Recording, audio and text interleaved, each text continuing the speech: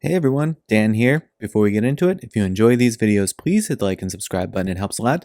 And also keep in mind that these are my own thoughts, opinions, and ideas. These are not meant to be, nor should you take them as an investment or trading advice in any way, shape, or form.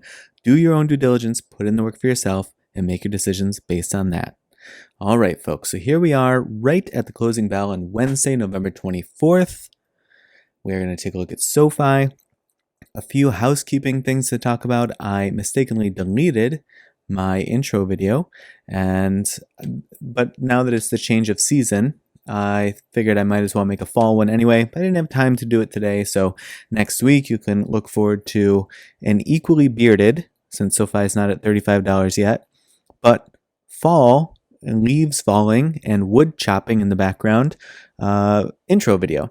And folks have asked me before why I never changed my shirts, and I'm like, hey, that's a pre-recorded video for the intro. I don't do that exact same thing every day, so it's just there, and I stick the video after that intro. So in case anyone was wondering that, it's not that I'm wearing the same shirt every day, it's that I'm using the same video intro every day.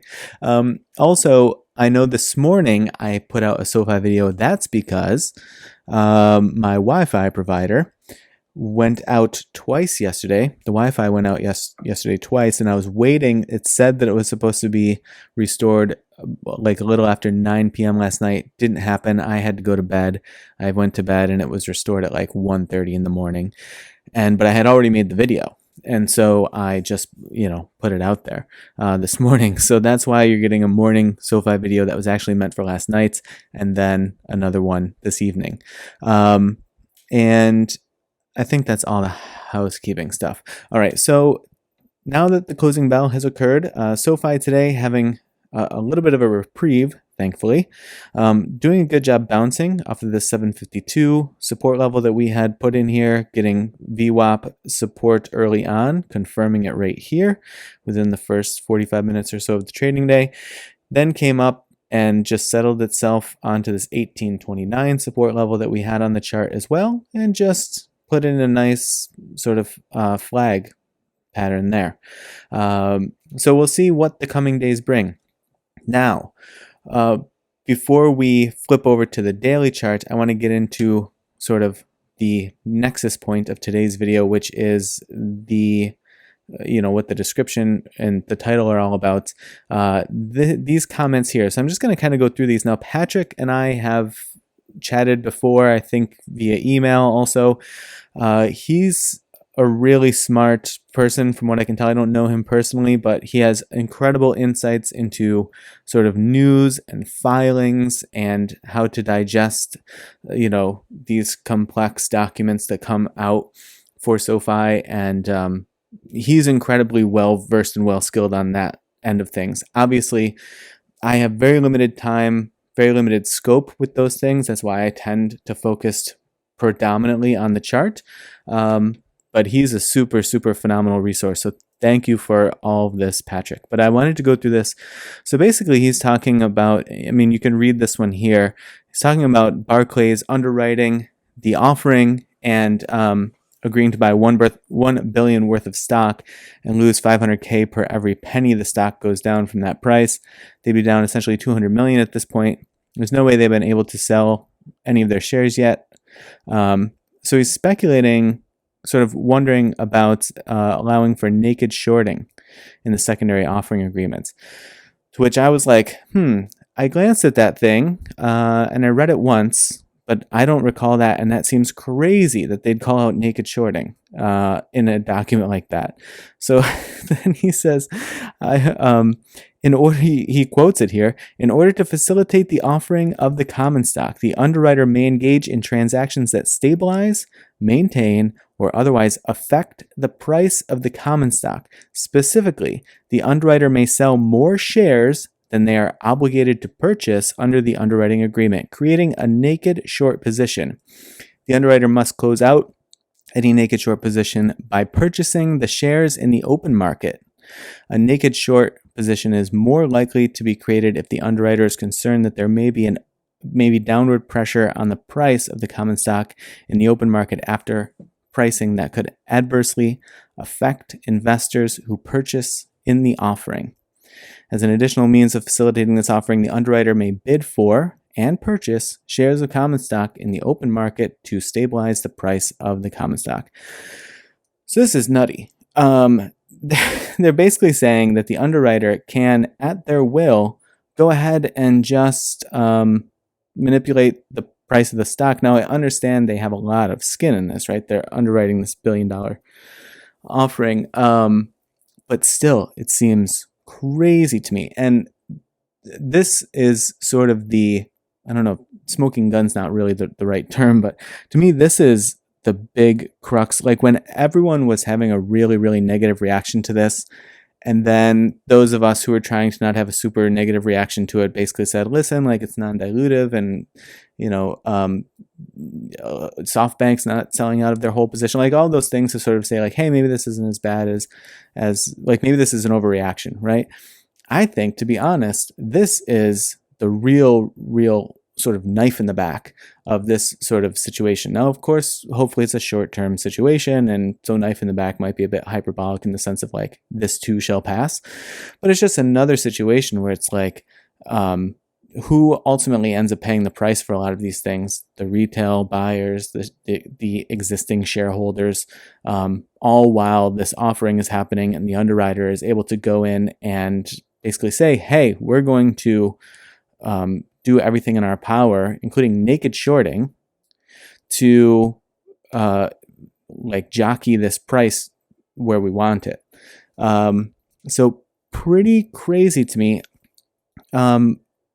that's the thing. And so I think, to be honest, like of everything having to do with this particular offering, I think that is the biggest component of all of this. Like that is truly the standout component of this whole thing, is them saying, hey, we're going to volley this price in any direction that we want, and if it's coming down, we're going to naked short it, right? Which is going to do what? It's going to infuse a bunch of additional selling pressure, short and distort optics into the price, which we've been dealing with since that happened, right?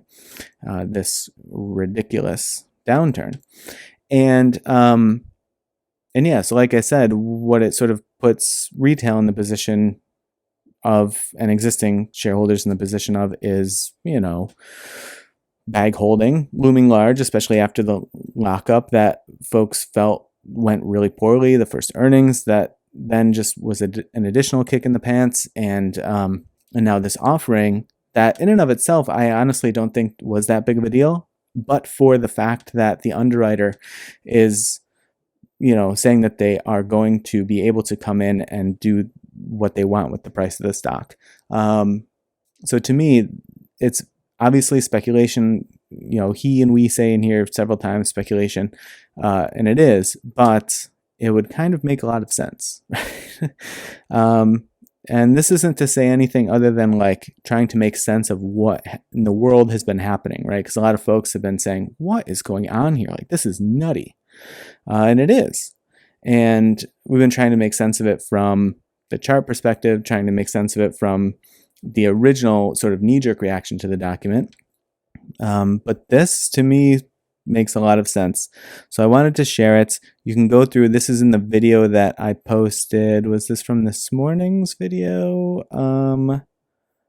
Yeah, this is the one that came out this morning, the one that I referenced that I couldn't get uploaded because of the Wi-Fi issues. But go ahead and look at it. I'll actually pin it while we're here, and this way you don't have to search for it in case there's an issue. But really crazy. He also then finds an example of OMF that Barclays underwrote, and sort of the dynamics of how that went in the following days. Entirely speculation. Can't imagine that. Yeah. So kudos. Thank you, Patrick. You have like a really strong skill set here for nabbing these things and kind of like digging deeper, a skill set that I don't have, or at least don't have the time to try to put into action. So it really, really means a lot, and I certainly appreciate it. I'm sure folks who are catching this video will as well. So if you have any thoughts on this and want to share those in the comments of this video. Feel free to go ahead if you want to go back to the last video and read through this again and, respond to anything. For Patrick to answer, then, obviously feel free to do that as well. But I wanted to share this because it's pretty incredible. Now, the other thing that I want to mention about this is a pretty big point of what's laid out here. Sorry, I've lost my... So they need to buy back in the open market, right? And that's super, super helpful. The underwriter must close out any naked short position by purchasing shares in the open market.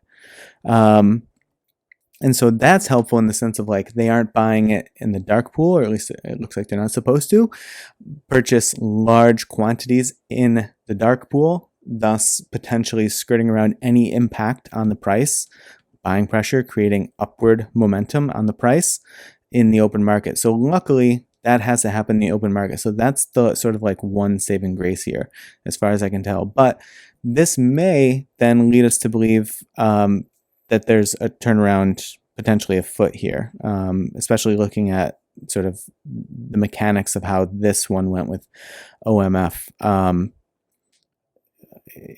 next several days before starting a downtrend again. Okay, so this is something to obviously look out for, right?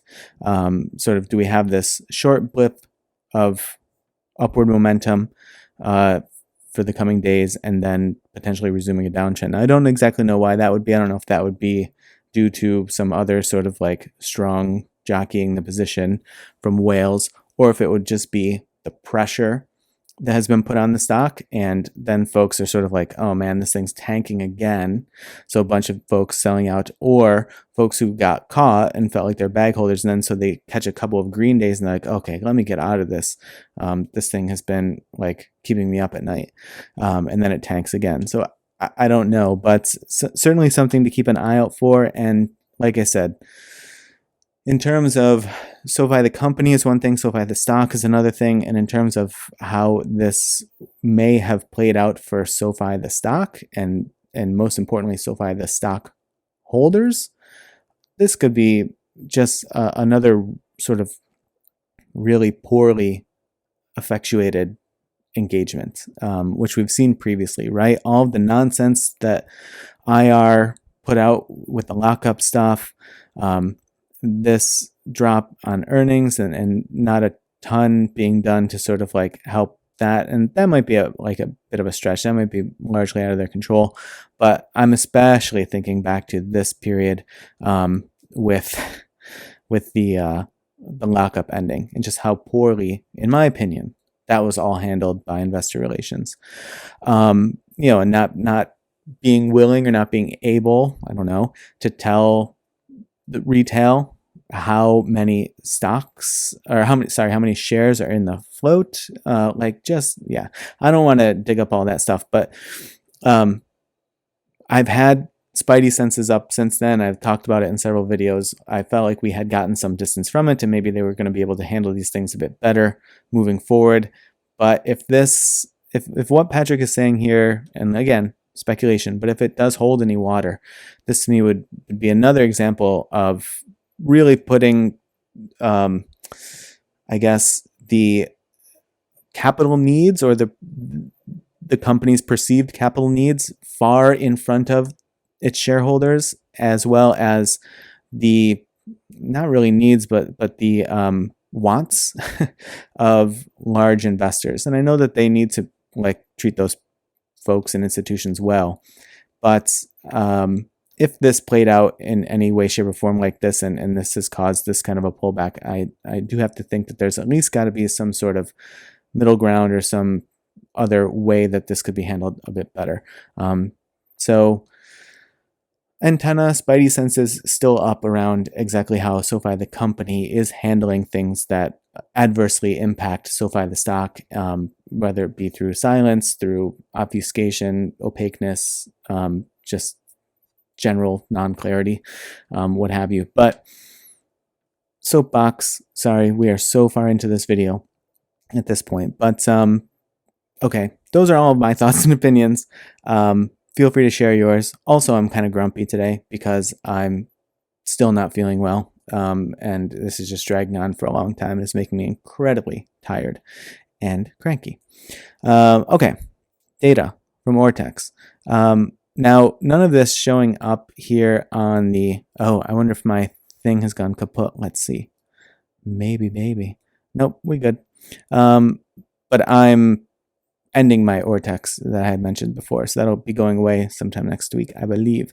But still nothing major showing up on the short side of things. So either, like we said, it's speculation. So either they aren't taking out a bunch of naked shorting and or it's not being reflected in the Ortex side of things. I don't know if it'll show up on the fails to deliver data that the SEC provides, if they still provide it. Toward the, we might get word on that's in about a month. So we might be able to look then and see if there was a huge spike in fails to deliver in these days, and that might give some info. But like I said, in the long view of things, hopefully this is just a blip on the radar and things can get back to normal. But I don't discount the impact that it has on folks in the short term, even if they intend to be long-term holders. To me, it's still not a good thing to be doing, or necessarily a fair thing to be doing. Getting back on my soapbox already, but that's where the data is looking now on the flow side of things. Looking more bullish today than yesterday. So yesterday, I think we had 6 out of 10 of the biggest option trades yesterday were bullish. Today, 7 out of 10 bullish. So we have $20 calls. These are next summer, so these are a bit farther into the future. Nothing really closer in than that. So looking at the summer, I would hope that we have price action over $15 and $20 at that point. These bearish ones are selling, quite far out of the money.